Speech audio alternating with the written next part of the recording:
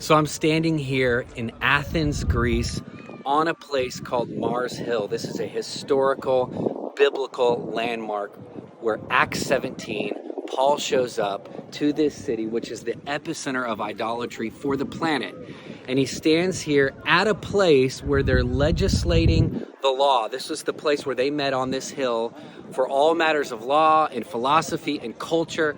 And behind me is the ancient temple built to the goddess Athena, and all the idolatry and wickedness and waywardness, it was all happening right up there. And so Paul had the most amazing backdrop to preach the truth of the gospel. And Acts 17 is an amazing passage, and what's so cool about it is, of course, he got a mixed reaction.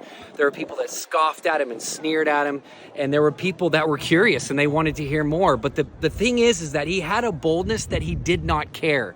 He wasn't catering for likes. He wasn't catering for comments. He wasn't catering to gauge public opinion. He came on a boat, landed over there, walked here to the center of culture, and preached the truth of Jesus, the crucified and resurrected Son of God, to a culture that was wicked and full of idolatry. And I'm telling you, this is a place of boldness.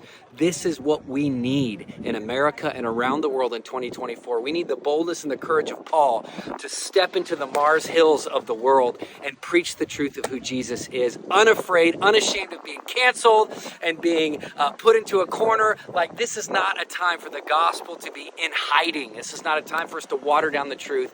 The world is as hungry as it was then now to hear the truth of the gospel. This is why we're going capital to capital across America. This is why we're going to nations and people groups that have never heard the truth before. We see the example in Acts 17.